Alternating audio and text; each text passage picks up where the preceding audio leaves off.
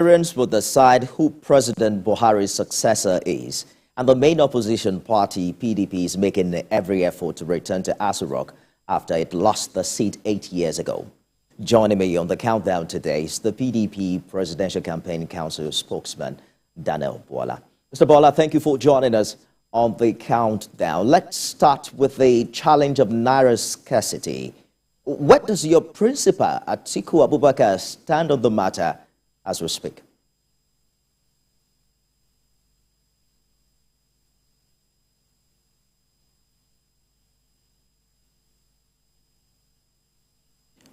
Mr. Bwala, I'll need you to unmute your mic. Can you hear me now? Yes, I can. Please go ahead. I say thank you for having me. Like I said earlier today, that APC and their campaign came up with a strategy, having noticed that in the past 8 years, they have not delivered on their promise. So they decided to apply this law of power that says, create the problem, provide solution, and then be the hero. Create the problem, provide solution, be the hero. So they came up with this policy that has created problems for Nigeria, the Naira policy. And then you see people running helter-skelter. People cannot access their funds and the rest. So in other words, they make this problem going into the election tougher than the problems Nigerians have been going in the last 8 years. Then they now came up with the solution. And what are the solutions? You'll be hearing them here and there, making effort to go to court, giving money in Ogun State, and then sending palliatives here and there, and even promising the people that if they are voted into power, they are going to overrule the same promise, the same policy that they initiated, that they are going to overrule the policy, so that way Nigerian people will see them as different from the government that runs their party, and then see them as special people to be voted for. Unfortunately for them, it is backfiring because the Nigerian people's eyes are open and they know that when they go to the ballot on Saturday, it is just APC as a party and logo you will see. You will not see the candidate, the name of. I hear you, Mr. Bwala. So your principal initially supported this policy, but we're hearing that is also now coming up with strategies, seeing the hardship, the implication, or rather the impact of this policy on Nigerians. My question really was, what is his current position as we speak today? His current position is that APC has failed Nigerians. APC has not been able to deliver in the last 8 years on their promises. And APC came up with a policy that is bringing hardship and turmoil to the Nigerian people.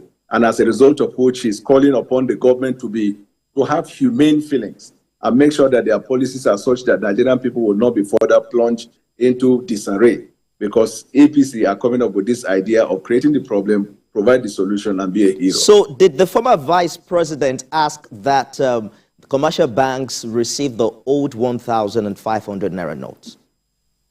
If you have seen it, you can refer me to, but you asked me about his position. I just told you. You repeated and asked me about his position. I just replied you. I don't know the third question. Let us talk about your party's chances. Are you bothered that you won't be dealing with the ruling party alone on Saturday, but there are two other main contenders who were former members of the PDP? No, we're actually, there is a poll that came out today, a poll that consists the highest sample size that cut across 3 states in each geopolitical zone and run into about 1 million or so respondents. That is the most comprehensive polling, and that poll projects us as winning with a close margin. But I make the case that we're winning with a large margin, because even though you said there are 2 other contenders who are offshoot from our party, but what happens in politics is that as you lose some, you gain some. Because APC in 2019 had the 8 to 12 million votes of Buhari. He's not going to be on the ballot. And the Northwest, going of these 2 contestants, we're gaining it with change in the Northwest. And we're also expanding our base with the neutrals, because Nigeria, if you look at voter registration, it has increased. It means that more neutrals, more undecided, have indicated interest to vote in this election. A majority of them who cut across private sector, public sector, and different areas have been able to adjudge our manifesto as the best given the circumstance to lead. So we are on the course to winning. We are leading in all fronts, and at the same time, the optics are in our favor. One main issue, Mr. Bwala, some analysts believe may work against your candidate is the idea of power rotation, which some say was even a matter.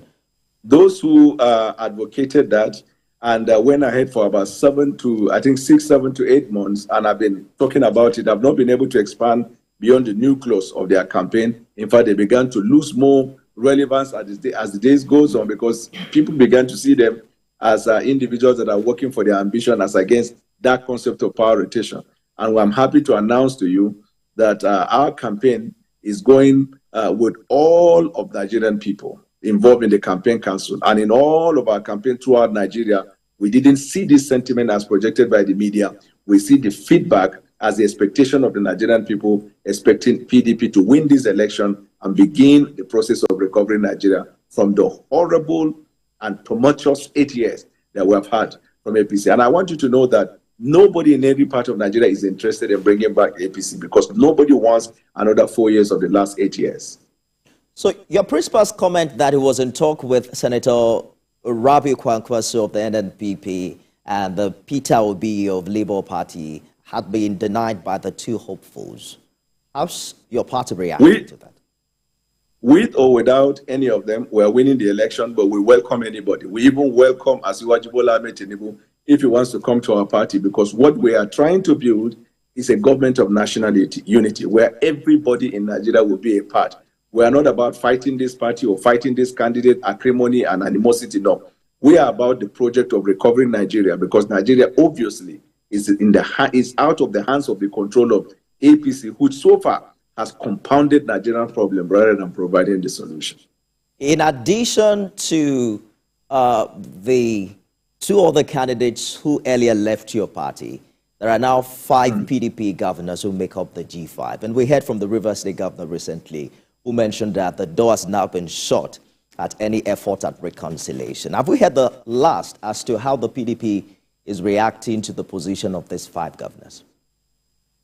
Yeah, we all along, all the people that deliver votes for him, and I can mention them on and on, they are very prominent grassroots politicians like Farah Dagogo, Maxwell, Farah Dagogo, Senator Sekibo, B.A. Sekibo, of course you have George Sekibo, you have Secondus, you have Limaiba. There are quite a number, very strong stakeholders that have been delivering votes for him or working with the grassroots. They are now with our campaign. So he's isolated alone.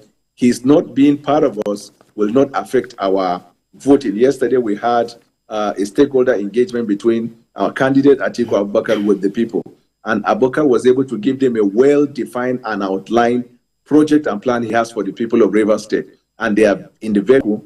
And traditionally, from 19 from him, we're even hearing about 3 or 4 commissioners are thinking about leaving him before that day. You're talking about the history of PDP in Rivers, but this is also perhaps the first time that your party is not holding a rally in Rivers State. Don't you think this is quite different from what you're talking about? So the energy and the energy that they are consuming, or the information they are consuming and the energy it is generating is quite different from the realities on ground. So a lot of people are getting more annoyed with the situation and deciding to vote PDP on that day because they felt somebody who is, going out of power to oblivion cannot determine the destiny of a good people of a state that is considered as very intelligent, enterprise, and industrial. Already, the feedback and the energy, you need to be at the stakeholder engagement yesterday to hear from stakeholders of the party. You need to be hearing. I wish that your station can go to Rivers and begin to hear from the street what their expectations and what their plans are in the voting. Then you will know that Rivers State is PDP. PDP is Rivers State. The election is only 4 days away, Mr. Bwala, and the figures will tell which party will win in Rivers State. But I'd like you to speak to the peace accord that your party signed earlier on and why it's important for all stakeholders in this election to embrace peace and the importance of stakeholders playing by the book. Yes, we did the first signing, although the candidate of APC was not there, but the second time he came, and there was a robust discussion in that meeting where all political parties were asked to advise their spokesperson to tone down the heat and the rhetoric so we can have a peaceful election. They all undertook to fight for the peaceful conduct of election. Now it behoves of the various candidates to speak to their followers and voters to make sure that it's all about peace and deciding the future of Nigeria, because 1 day or 2 days after the election, when the winner emerge, it will be the process of rebuilding Nigeria and healing Nigeria. We are all one people, one nation with a common goal. All these political parties are all advocating what they believe to be a path they have for the Nigerian people. We are not enemies. So PDP will win, and then after winning, we will then bring all these parties together and form a government of national unity. Spokesperson, PDP Presidential Campaign Council, Bwala.